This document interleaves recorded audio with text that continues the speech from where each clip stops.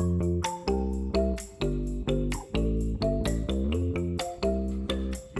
everyone, Karen the Warp Spinster here. Thank you for spending some time with me today. We are going to be working with circles as we talk about ways that I would approach some of the designs that I did for the design challenge, in the hopes that that will help you to maybe approach how you would construct the ones that you've designed. And today we're going to talk about circles. I know it looks like that isn't a circle, and you're right. So I'm going to show you several different techniques and talk a little bit about the situations in which I might use them. And then I want to talk about bisecting circles, or rectangles for that matter. So a couple of notes ahead of time. I am having to go back to my old stand for my camera, and it's a little bit wobbly, which is why I stopped using it. And the camera will do some destabilization, but I'm going to try very hard not to make it wiggle. And if it does, I apologize ahead of time. I have a new one coming, but with the holidays, it may take a little while to get here yet. And secondly, I will edit this. The first 50 videos I did edit it. But I wanted to check with you all because I guess part of it is when I edit it, I can, in a 30-minute video, I can have as much as 40 edits in it. So it looks very choppy to me while I'm editing. And even as I'm going through it afterward, I know where those edits are. So it feels choppy to me. So I just wanted to confirm with you that it was okay with you if I did that. I don't mind doing the editing. That's why I'm here. I just wanted to make sure that's what you all wanted. All right, so let's get started. Circles. The first thing that, well, let me talk about. One of the methods that I'm going to talk about is applique, and there are a couple of different ways you can do that. And then the other, you can piece circles. So for example, in this one, if I wanted to piece this circle into the background, I could do that, ignoring this black strip for the moment. I could do that. I could piece that in. It's not as frightening as you think it might be, particularly if it's for a larger circle. If I'm doing a very small one, I'm not going to try to piece it. I will applique it.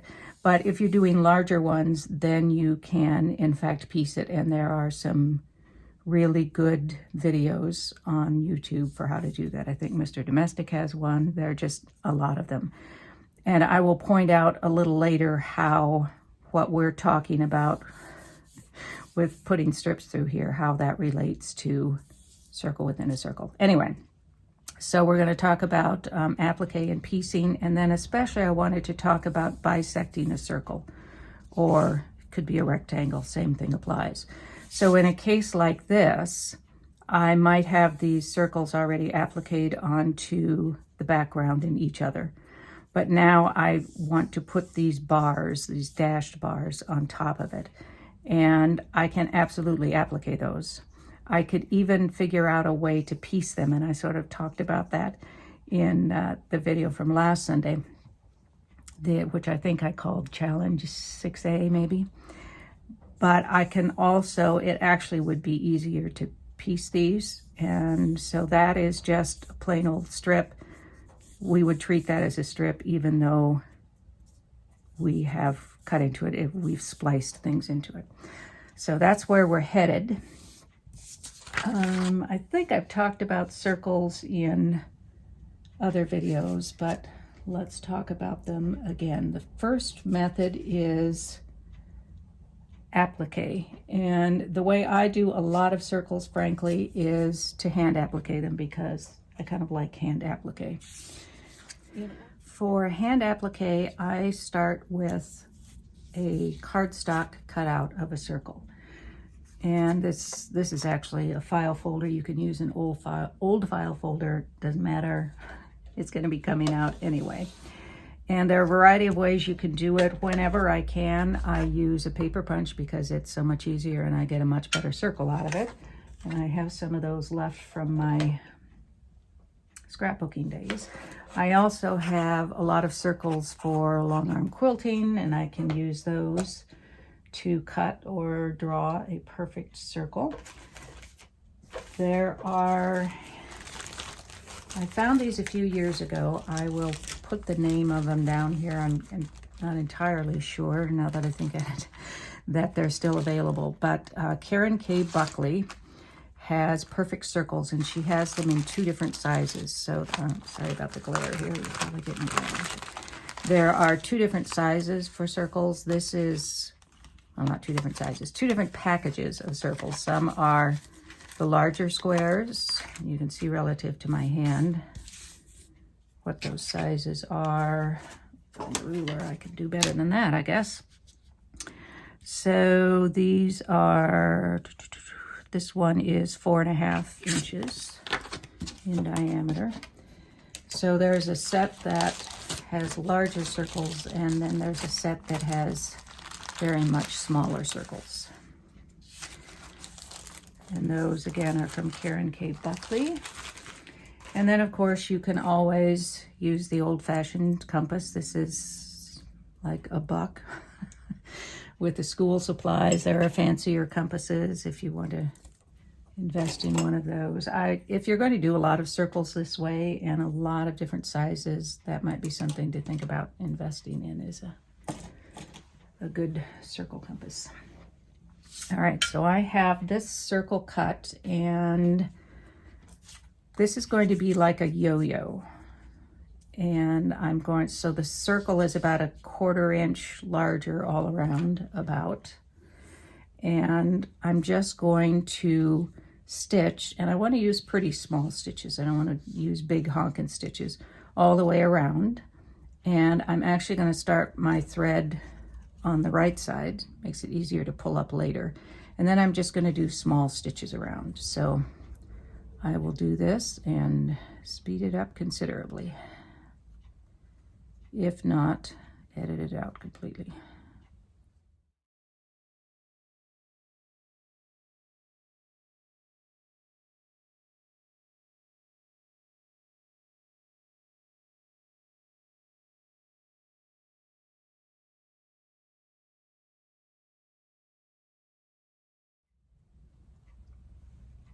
Okay, I'm coming up on the last stitch here, and I'm going to go just a tiny bit inside of where I took the first stitch.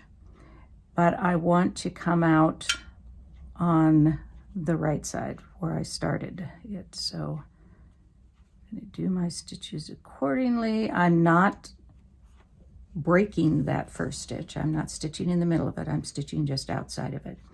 And I ordinarily don't use a double strand of thread. I prefer to use like a buttonhole thickness of thread, just because I don't want it to break as I'm doing this next step. But you can, this is just a regular cotton sewing thread that I have doubled up to make it stronger. So now I'm going to put the circle inside, and I just draw up on this to draw it up around the circle, and the circle acts as a form for it. And then I'm going to hold that and just take a little stitch in there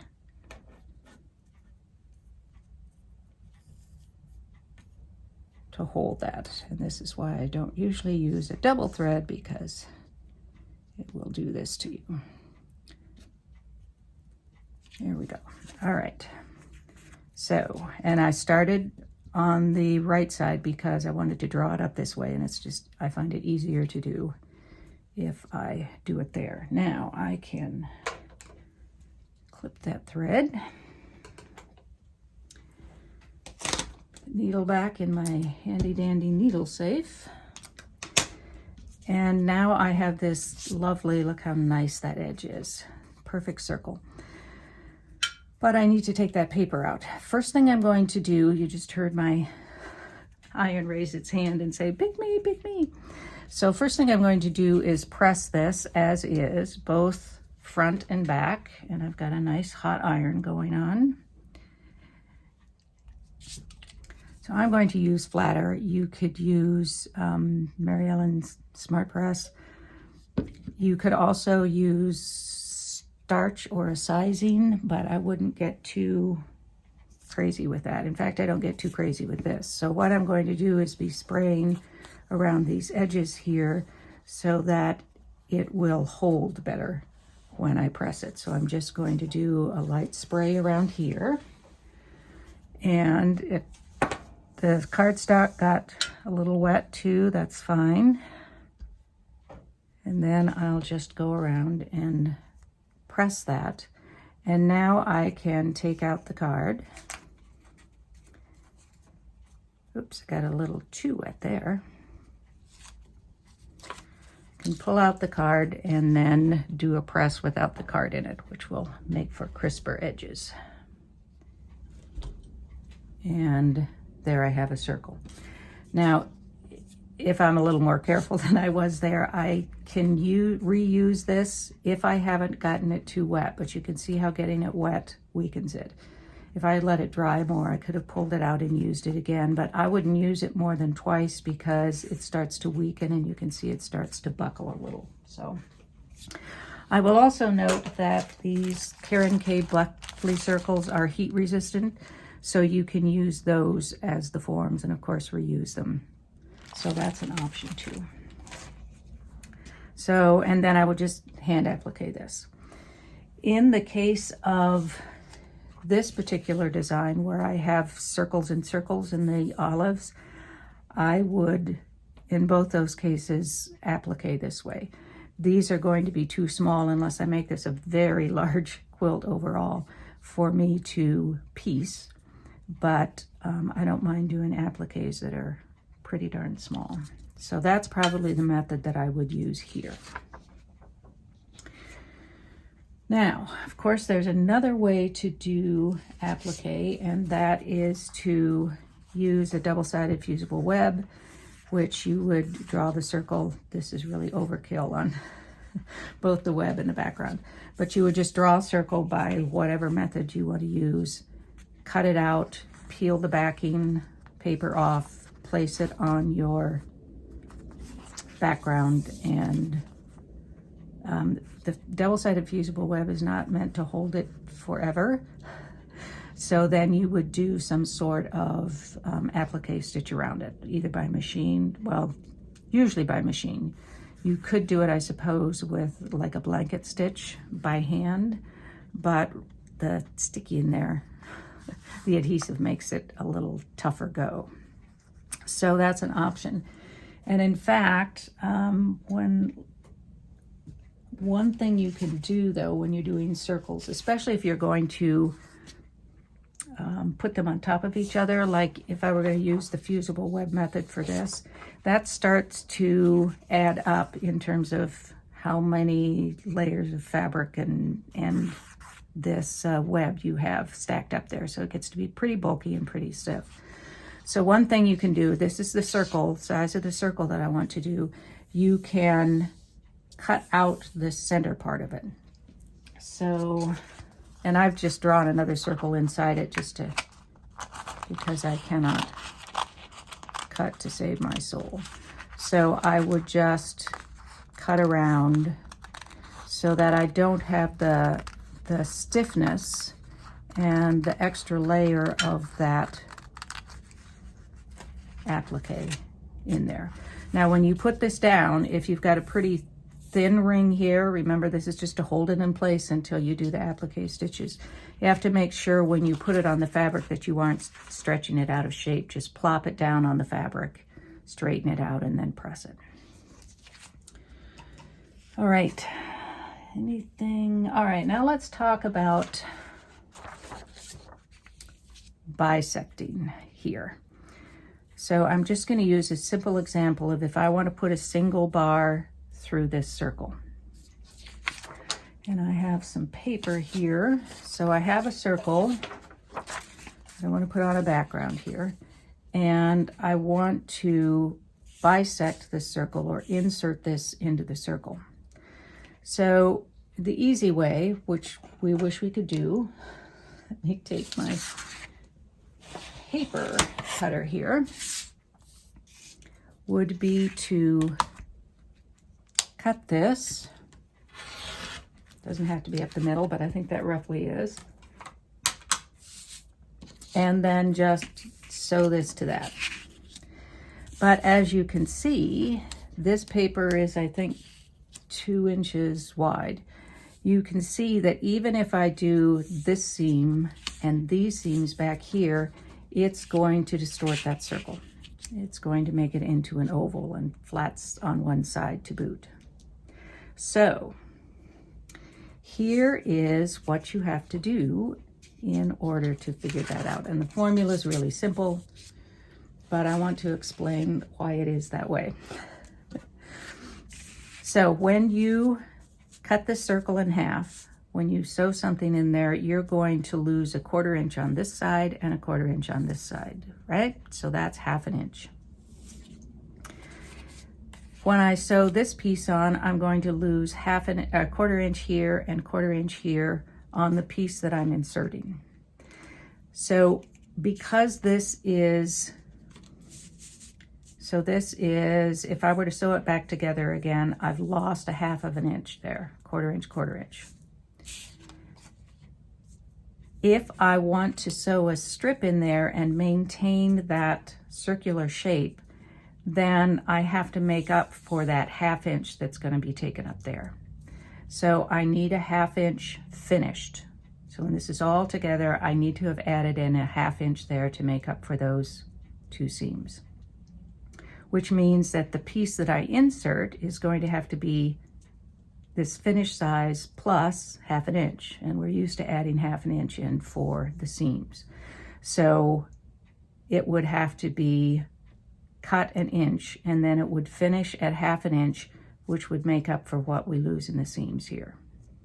So it's just making up for or substituting what we've taken out of here. So that works if you want a 1/2 inch strip. If you want larger than 1/2 inch, you're going to have to make up some more from here, because we're sort of looking at it backwards now. We want to add 2 inches of this in, which means we have to take some more out of here, more than just that 1/2 inch. So we know, if, let's say we want this to finish at 1.5. This is a 2 inch strip, so I've cut this at 2 inches because I want this final insertion to be 1.5 inches.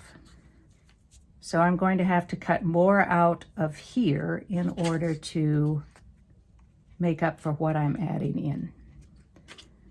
So we're taking out a 1/2 inch, a 1/2 inch, but we want a total of 1.5 inches, which means I have to remove another inch from here. And I want to remove it, I want to split the difference and take a 1/2 from here and a 1/2 from here. Because if I don't, if I take it all from one side, then that shifts it over in the circle, which may not matter to you, but very likely it does in your design. So basically, you're going to take the finished size, and that's 1.5 inches. I'm going to add 1/2 inch to this, and I'm going to subtract 1/2 inch from the finished size for here. So the finished size is 1.5. I take a 1/2 off, and that gives me a 1 inch strip that I need to sew. So here's my circle. I have the double-sided fusible on it. I'm not ready to put it onto the fabric yet. And I want to insert this strip, and I want a finished 2 inch splice through there. Now, so I've cut, I know that I need to add 1/2 inch to the finished side, so this is 2.5 inches wide. And I have to, after I cut this, and I'm going to do it roughly in the center here, hopefully. That's my paper cutter. Let's go with this one instead. So I've sliced that, and I know that if I want to just make up for this 1/4 inch seam here, then I have to have a 1/2 inch finished. but I want it 2-inch finished.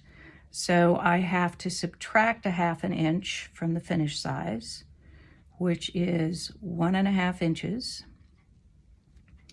And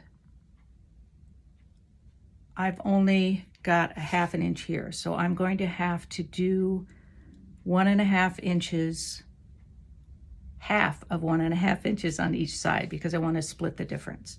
So it's the finished size, which is 2 inches, minus 1/2 inch, which is 1.5 inches. I divide that in half, and I'll take 3/4 inch off each side here. So 3/4 inch from this side, and 3/4 inch from this side.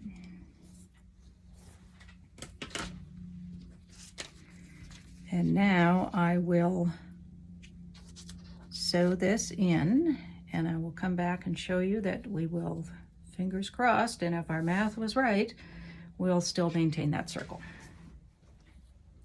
All right, so I press that toward the center here, and now I need to make sure that I'm lining this up properly here, so that it's going to end up being across from it. So I think the easiest way to do that is probably to just put a little bit of a crease there, and one in here in the center, so that I can match that up. Right sides together, Karen. And there we have it. And I will actually finish out that circle. If I want this circle to be just as is, and not have the bar running completely through it, then I will just use the same form that I used for the original piece. And it finishes out into a circle. And my original cut apparently was not exactly in the middle of the circle, but now I have a circle that I can applique.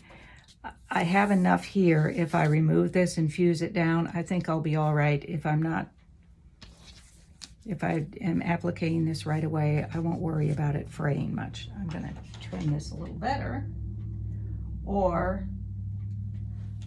I could fuse a bit of applique or a fusible web on there as well. So then this would be ready to just put down as a bisected circle.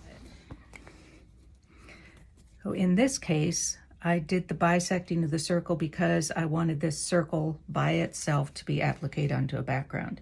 Here, I want that strip inserted through the whole quilt, so I will applique the circle first, and then I'm going to bisect this whole piece.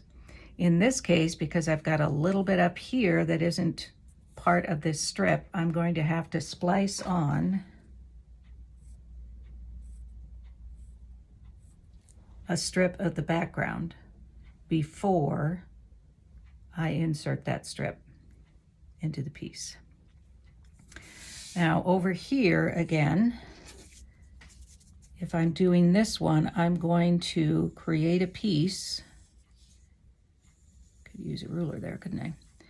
A strip that is going to have a white insert there, then the red, small black insert, red, small black insert, white, red, and then finish out. And I'm going to have to remember to take into account that I need 1/4 inch seams in there, so you have to work that out when you figure out the size of these pieces. But that's just a matter of, you have to add 1/2 inch into the seam, and you're accustomed to doing that, I think. So I think that is it for what I wanted to talk about circles today. So we did the hand applique method that we drew up around a cardstock piece, sort of the kind of yo-yo method.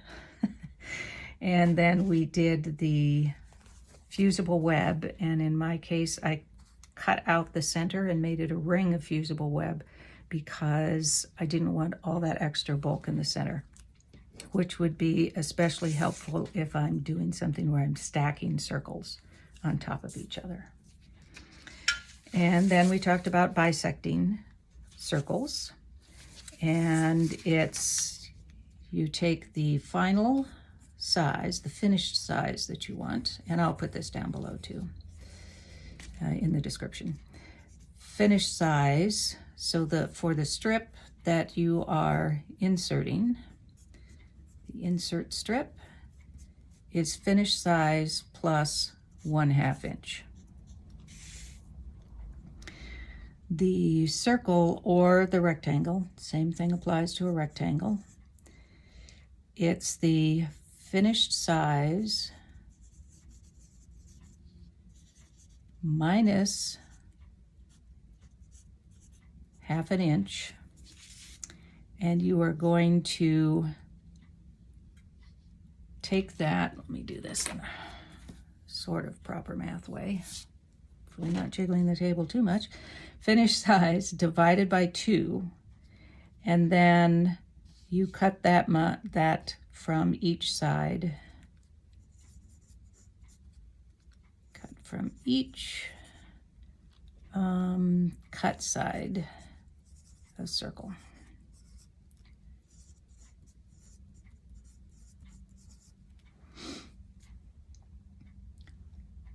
So you would slice the circle. I'm going to figure out a better way to say this when I put it down below. So you slice the circle and then you cut this amount from each side of the circle. And then, of course, if you're going to bisect a circle that's on a background, you're bisecting the circle and some background, then you're going to applique or do whatever, piece the circle, whatever, and then you're going to bisect the entire quilt. And that is going to include, if I had, say, a rectangle here of a different color,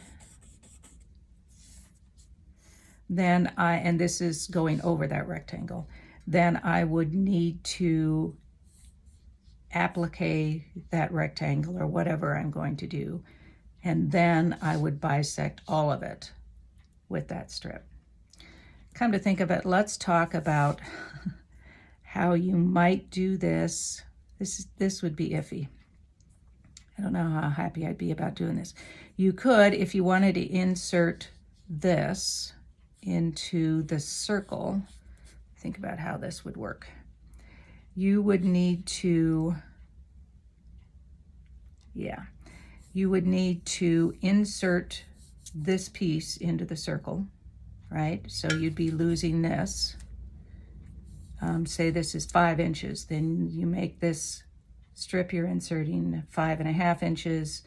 When you cut this circle, finish size 5 inches, so I would take 1/2 inch off that, it's 4.5. I have to split that up to cut it equally from both sides of the slice. So what did I just say, 4.5 inches? That would be 2.25 inches from each side. But then I would have to add in a strip that's going to replace this, and I think that just, I mean, you could do it, but it would be kind of a pain, I think. I'd have to think more about that. Because your strip that you insert would have to have this in there. So I suppose you could do another circle that size, split that. Yeah, then you got to start. Yeah, I guess you could. All right, so I would probably, this is more than you want to know.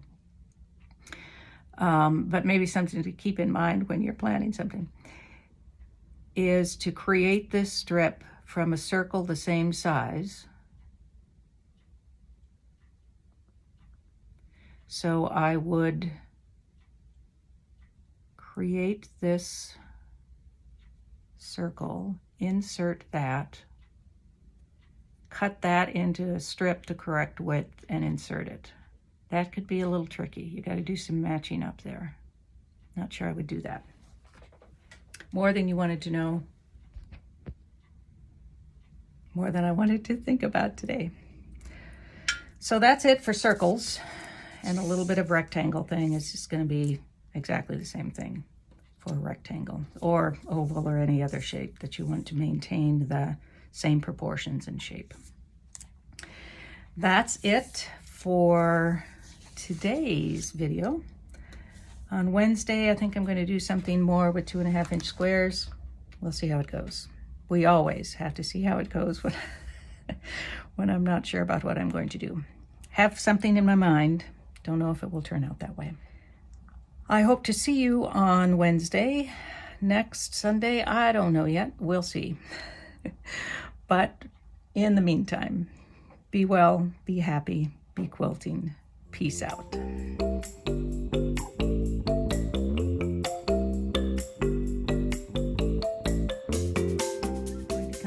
And I'm searching here for a circle I already had prepared for this, a fabric circle. It's probably on the floor somewhere. So here's another piece I get to edit out while I go in search of my circle. All right, where did you go, little one? Little one, where did you go, my little one? Oh, for heaven's sake, Karen.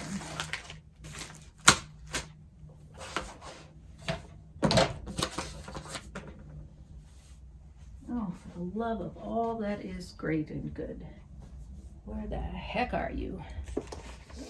I put the thread into it, and then what did I do with it? It's got my thread too! Doggone it, son of a gun! I had it over here. I swear to you, I had it over here. I remember threading the needle through it. Son of a biscuit topper.